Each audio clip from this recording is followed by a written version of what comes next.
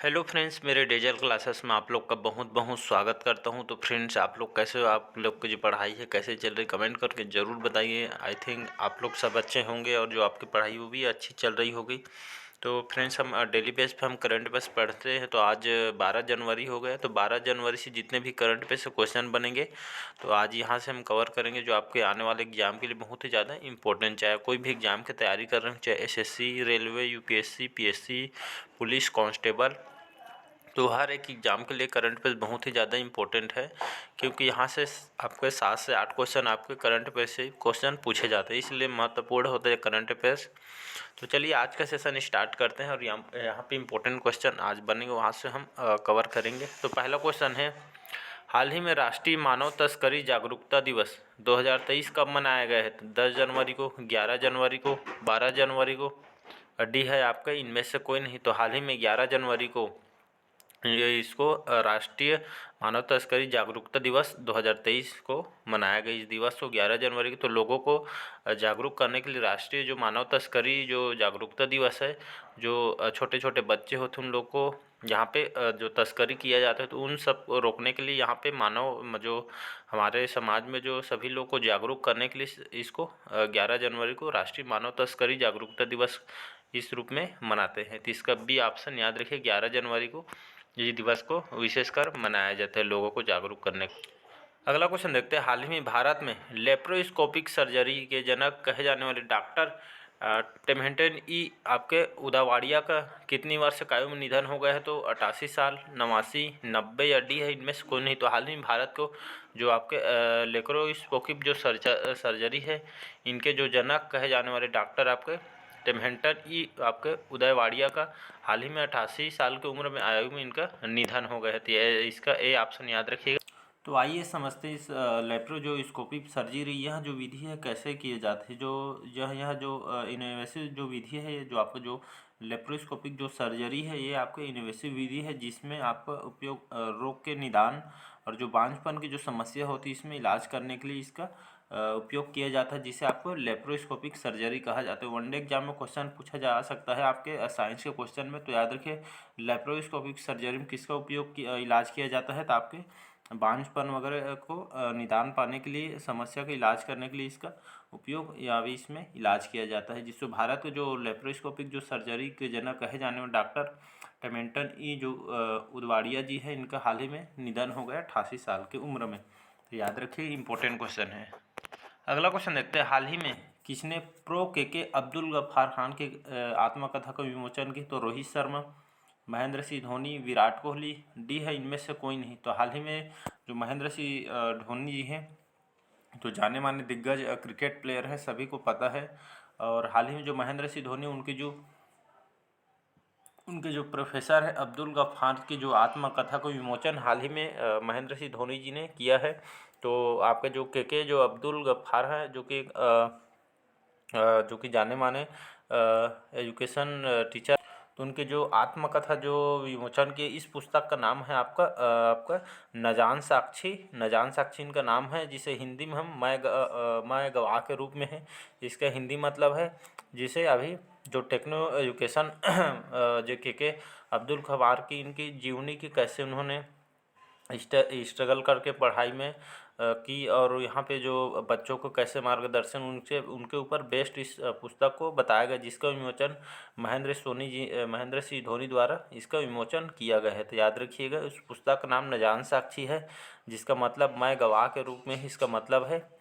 जो के अब्दुल जो गफ्फार खान की आत्मकथा का विमोचन इसमें किया गया है। तो इसका बी ऑप्शन सही हो जाएगा। अगला क्वेश्चन है, हाल ही में प्रसिद्ध कवि और ज्ञानपीठ पुरस्कार से सम्मानित कश्मीर के पहले रचनाकार प्रोफेसर रहमान राही के कितनी वर्ष की आयु में इनका निधन हो गया है? तो 98, 99, 100 या डी इनमें से कोई नहीं। तो हाल ही में 98 की उम्र में जो हमारे जो प्रसिद्ध भारतीय ज्ञानपीठ पुरस्कार से जो सम्मानित भी हो चुके हैं कश्मीर के पहले रचनाकार प्रोफेसर रहमान राही के हाल ही में 98 साल की आयु में इनका निधन हो गया है। तो याद रखिए, प्रसिद्ध कवि ज्ञानपीठ पुरस्कार से इनको भी सम्मानित किया गया, जो कि कश्मीर के पहले रचनाकार हैं प्रोफेसर रहमान राही। तो नाम को याद रखिएगा, इंपॉर्टेंट क्वेश्चन है। तो इसका ए ऑप्शन सही हो।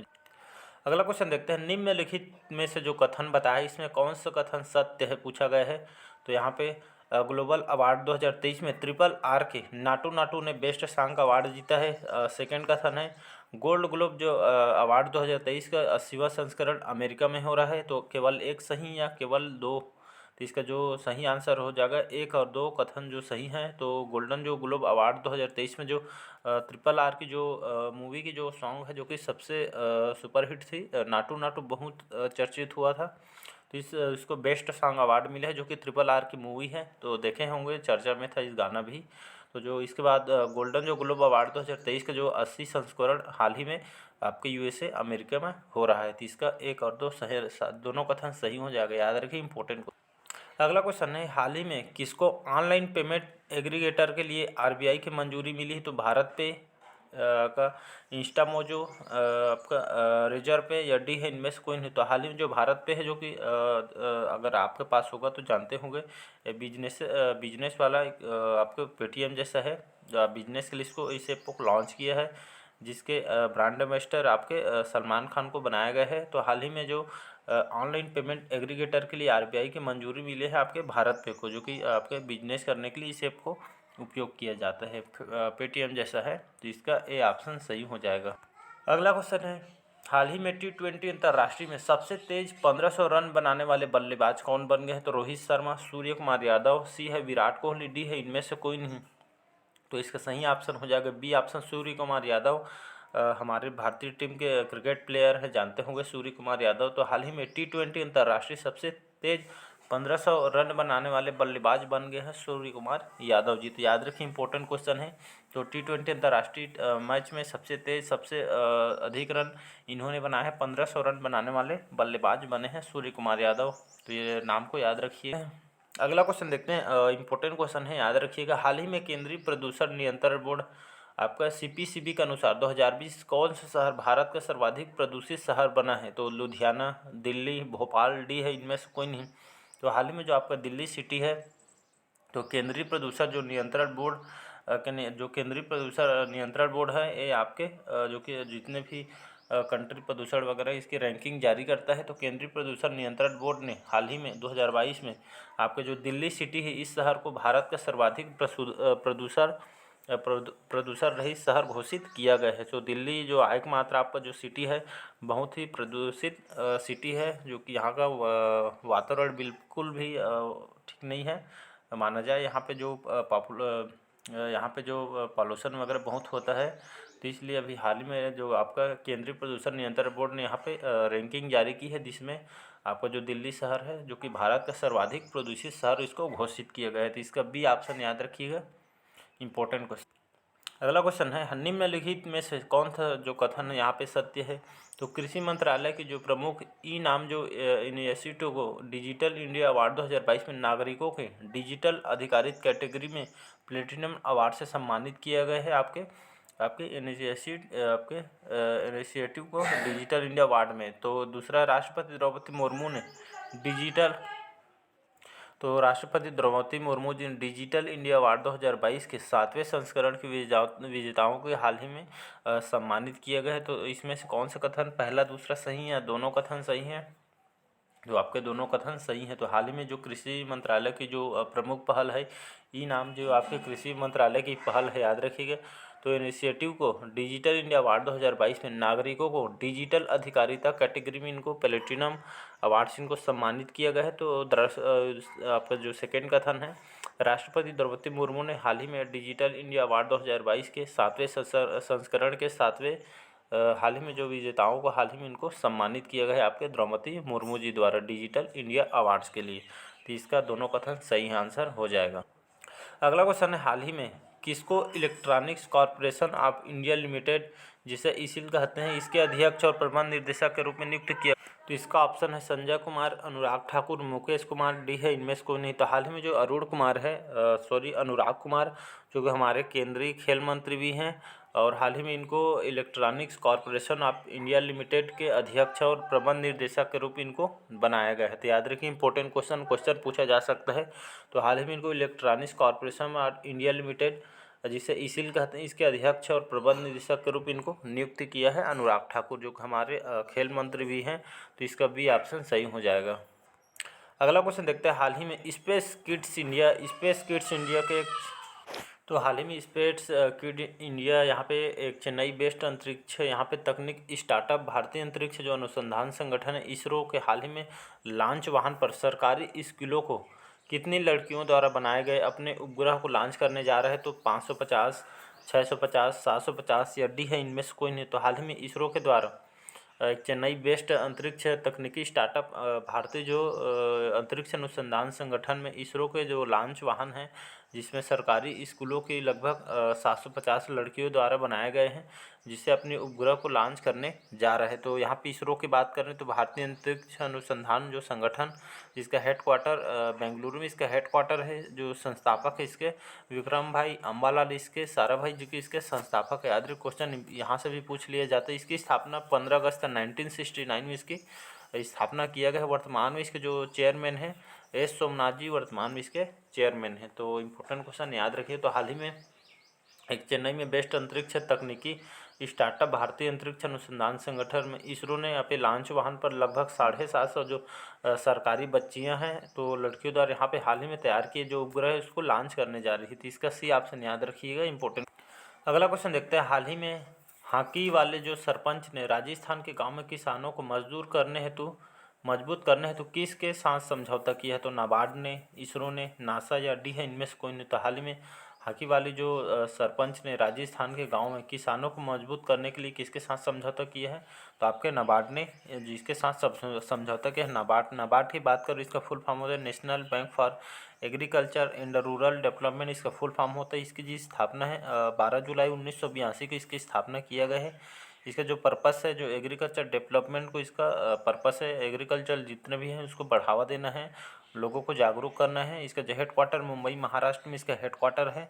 इसके जो चेयरमैन हैं अभी श्री आपके साजी जो के वी हैं, इसके वर्तमान में इसके चेयरमैन हैं। तो याद रखिएगा, इसकी स्थापना 12 जुलाई 1982 में की गई। तो हाल ही में जो हाकी वाली सरपंच ने हाल ही में राजस्थान गाँव में किसानों को मजबूत करने हेतु नाबार्ड के साथ समझौता किया गया था। इसका ए ऑप्शन। अगला क्वेश्चन है, हाल ही में हेनले पासपोर्ट इंडेक्स की रैंकिंग में भारत कौन से स्थान पर हासिल किया है। तो 83वें, 84वें, 50वें या डी है इनमें से कोई नहीं। तो हाल ही में हेनले पासपोर्ट इंडेक्स में जो हमारे भारत की रैंकिंग है लगभग 85वें क्रम में आया है। ये आपका एक पासपोर्ट इंडेक्स है जो कि अपन 12 जो जापान है आपके शीर्ष स्थान पर है, हमारा जो भारत है क्रम पूछा जाएगा। तो इस रैंकिंग में पासपोर्ट इंडेक्स में हेनले पासपोर्ट इंडेक्स में जो रैंकिंग है भारत का 85 है। याद रखिए जो ये पासपोर्ट इंडेक्स क्या होता है। तो आपका जो पासपोर्ट इंडेक्स है ये भारत के जो पासपोर्ट होता है, जो जाते वगैरह हैं ये देश से उधर देश, तो वो मजबूत करने के लिए इस इंडेक्स को जारी किया जाता है। कौन सा देश का जो पासपोर्ट है मजबूत है, इसी तरह इस इंडेक्स को जारी किया जाता है। तो इसी तरह हमारा जो भारत जो रैंकिंग है भारत की 85 हासिल किया है। तो इसका सी ऑप्शन सही।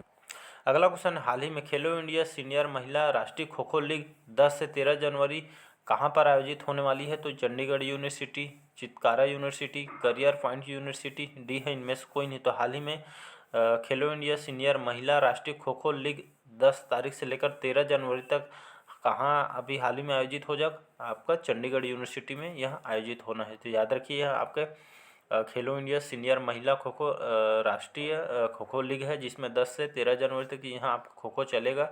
यह जिसका आयोजन चंडीगढ़ यूनिवर्सिटी में जिसका आयोजन होना है। तो याद रखिएगा इसका ए ऑप्शन सही हो जाएगा, चंडीगढ़ यूनिवर्सिटी। अगला क्वेश्चन है लास्ट क्वेश्चन, हाल ही में किस देश ने पनामा के साथ राजनयिक के प्रशिक्षण में सहयोग बढ़ाने हेतु समझौता पर ज्ञापन हस्ताक्षर किए। तो जापान ने, चीन ने, भारत ने या डी है इनमें से कोई नहीं। तो हाल ही में भारत के द्वारा जो पनामा के साथ यहाँ पर राजनयिक प्रशिक्षण के सहयोग बढ़ाने हेतु समझौता किया गया है। तो इसका थर्ड ऑप्शन सही हो जाता है। ये आपका पनामा के साथ राजनयिक प्रशिक्षण के सहयोग बढ़ाने हेतु यहाँ समझौता किया गया है। तो इसका सी ऑप्शन सही हो जाएगा। तो आज का सेशन कैसे लगा कमेंट करके ज़रूर बताइएगा। चैनल में पहले बार आए हो तो चैनल को सब्सक्राइब करके रख लीजिएगा ताकि आप तक नोटिफिकेशन पहुंच पाए। तो चलिए बस आज के लिए इतना ही, मिलते हैं इसी तरह मैं बढ़िया करंट अफेयर्स लेकर आऊँगा जो आपके हर एग्ज़ाम के लिए इम्पोर्टेंट होगा। तो चलिए बस आज के लिए इतना ही, थैंक यू।